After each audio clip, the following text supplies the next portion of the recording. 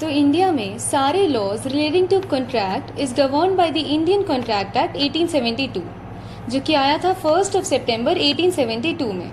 Originally इस act में 266 sections हैं, जिनमें section 1 to 75 deals with the general principles of contract. Section 76 से 123, which dealt with sale of goods, is now repealed and replaced by the Sale of Goods Act 1930. Sections 124 से 238 deals with specific contract, जैसे कि Contract of Indemnity and Guarantee, Contracts of Bailment and Pledge, and the Indian Partnership Act 1932. So hello everyone, आप देख रहे हैं current Eva web, और आज के इस वीडियो में हम डिस्कस करेंगे what actually contract is and it's essentials. So without wasting any time, let's get started. अब कॉन्ट्रैक्ट को समझने के लिए हमें समझना होगा कि कॉन्ट्रैक्ट बनता कैसे है। पहले आता है ऑफर और उसका एक्सेप्टेंस मिलकर बनाते हैं प्रॉमिस और उसमें कुछ consideration, that is something in return, बनाते हैं अग्रीमेंट। अब अग्रीमेंट तो बन गया, अग्रीमेंट और उसकी अगर लीगल इन्फोर्सिबिलिटी रही तभी बनता है अग्रीमेंट से कॉन्ट्रैक्ट। तो हमारा पहला एलिमेंट आता है ऑफर और प्रपोजल डिफाइंड है अंडर सेक्शन 2A। ऑफर को डायरेक्ट टर्म्स में देखें तो ये प्रपोजल होता है to another party to enter into an agreement of certain terms. अब इसमें दो पार्टियां जाती है, पहला the offerer, the person who makes the offer, और दूसरा the offeree, the person who receives the offer. अब वैलिड ऑफर के लिए भी कोई ना कोई एसेंशियल एलिमेंट्स लगते हैं। पहला, या तो ऑफर एक्सप्रेस होगा या तो इम्प्लाइड रहेगा। अब ऑफर जब मेड बाय वर्ड्स है तो उसे हम कहेंगे एक्सप्रेस ऑफर। अगर वर्ड्स आर स्पोकन तो उसे हम कहेंगे ओरल ऑफर। अगर वर्ड्स आर रिटन तो हम उसे कहेंगे रिटन ऑफर। और कई बार ऐसे केसेस होते हैं कि वर्ड्स का तो यूज हुआ ही नहीं होगा, लेकिन offer is derive from the conduct of parties, तो हम उसे कहेंगे इम्प्लाइड ऑफर। दूसरा आ जाता है it must create legal relations. Offer को एनफोर्सेबल होने के लिए उसके जरिए कोई ना कोई लीगल रिलेशन क्रिएट होना जरूरी है। इसका की केस आ जाता है बैल्फोर वर्सेस बैल्फोर का। जब डिफेंडेंट इंग्लैंड के लिए निकल रहे थे तो he promised his wife to send 30 pounds per month, पर he was unable to send the amount as promised. तो वाइफ ने सूट फाइल कर दिया अगेंस्ट हर हस्बैंड। इसके जजमेंट में लॉर्ड एटकिन ने हमें ये समझाया कि जो ये सूट था वो एक्शनेबल था ही नहीं, वो मेंटेनेबल था ही नहीं, on the ground that it does not give rise to legal consequences, वो लीगल रिलेशन क्रिएट ही नहीं करता। थर्ड आ जाता है the terms must be certain and clear. इसका की केस आता है टेलर वर्सेस पॉटिंगन का, जिसमें ऐसा हुआ था कि हाउस लीजिंग की गई थी 3 साल के लिए। उसमें यह कहा गया था it is thoroughly repaired and the drawing rooms are decorated according to the present style. इस केस में यह पाया गया था कि ऑफर तो एनफोर्सेबल है ही नहीं, क्योंकि द टर्म्स आर टू वेग एंड अनसर्टेन। चौथा आ जाता है ऑफर या तो स्पेसिफिक रहेगा या तो पब्लिक। अब स्पेसिफिक ऑफर वो होता है when an offer is made to a person और अ ग्रुप ऑफ पर्सन्स, तो हम उसे कहेंगे स्पेसिफिक ऑफर। और पब्लिक ऑफर वो होता है if it is made to the public in general और कम्युनिटी एज अ होल, तब हम उसे कहेंगे पब्लिक ऑफर। अब इसमें भी 2 की केसेस आ जाते हैं, पहला Carlill versus Carbolic Smoke Ball Company और दूसरा Hindustan insurance corporation society versus Shyam Sundar. तो हमारा सेकेंड एलिमेंट आ जाता है एक्सेप्टेंस। एक्सेप्टेंस डिफाइंड है under section 2B। When the person to whom the proposal has been made signifies his assent thereto, the offer is said to be accepted. Generally देखें तो offeree agrees to make a contract on the offeror's term, तब हम कहेंगे acceptance. और acceptance of an agreement is usually enforceable after it is communicated.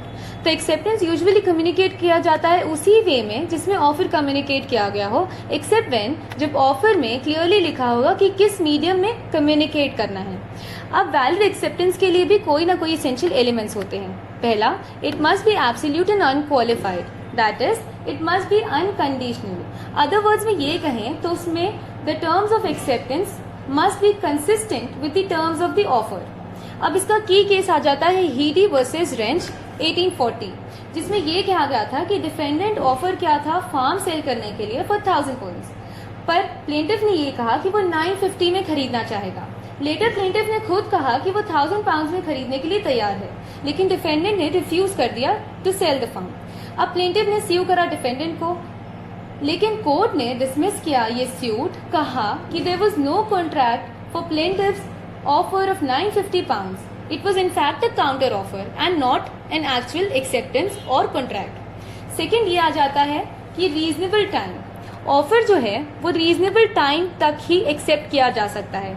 मान लीजिए मैंने कुछ ऑफर किया है तो उसके लिए मैं कुछ स्पेसिफाइड टाइम दूंगी कि आप इसके अंदर मुझे एक्सेप्टेंस दें, और अगर स्पेसिफाइड टाइम एब्सेंस है तो मैं रीजनेबल टाइम के पहले ही चाहूंगी कि आप मुझे एक्सेप्टेंस कम्युनिकेट कर दें। तीसरा ये आ जाता है कि it must be before revocation of offer. Offeror जो है वो कभी भी अपनी मर्जी से रिवोक कर सकता है ऑफर को। उस रेवोकेशन के पहले कम्युनिकेट किया जाना जरूरी है एक्सेप्टेंस, तभी वो वैलिड रहेगा। और चौथा, it must be communicated. मियर mental determination या सिर्फ इंटेंशन कि हाँ मैं एक्सेप्ट करती हूँ, ये वैलिड एक्सेप्टेंस नहीं होता है जब तक मैं उसे कम्युनिकेट ना कर दूँ। तो हमारा थर्ड एलिमेंट आ जाता है कंसिडरेशन। कंसिडरेशन डिफाइंड है under section 2D। General language में देखो तो ये प्राइस है that the promisee agrees to पे टू द प्रॉमिसर। और ज़रूरी नहीं कि ये प्राइस सिर्फ बेनिफिट भी हो, ये लॉस भी हो सकता है।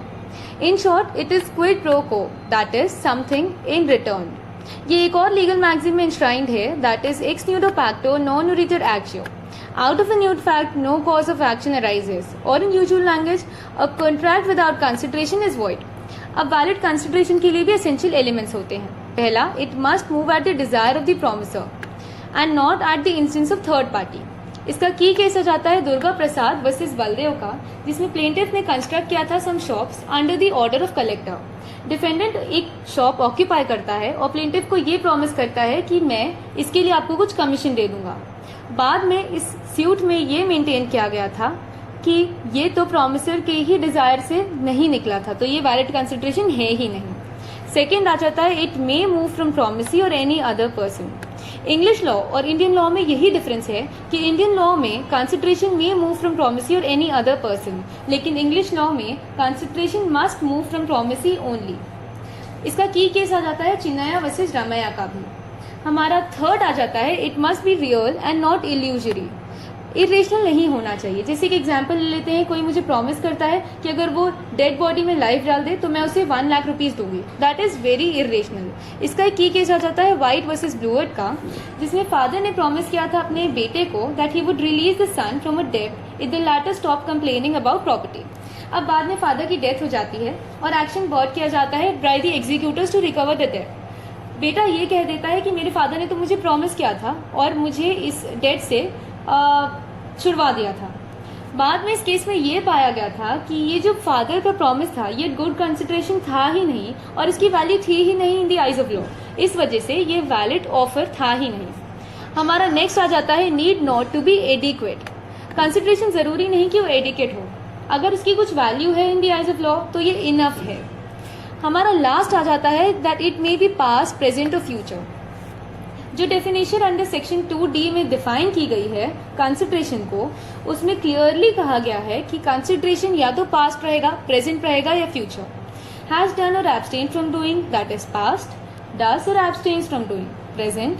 Promises to do or to abstain from doing is future. तो ये हो जाता है वैलिड कंसिडरेशन के एसेंशियल एलिमेंट्स।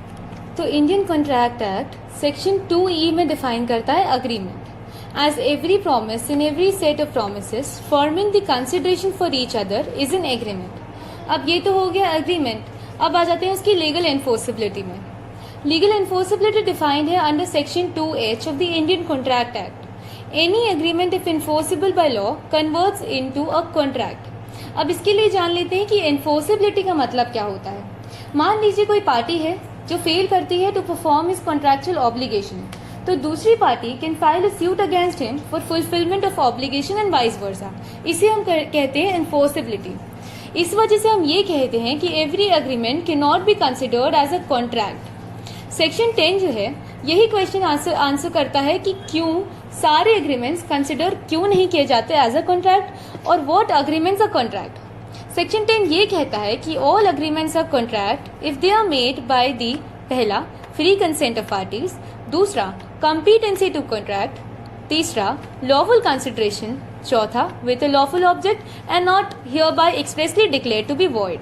तो ये हो जाता है agreement as well as legal enforceability of agreement which makes it into a contract.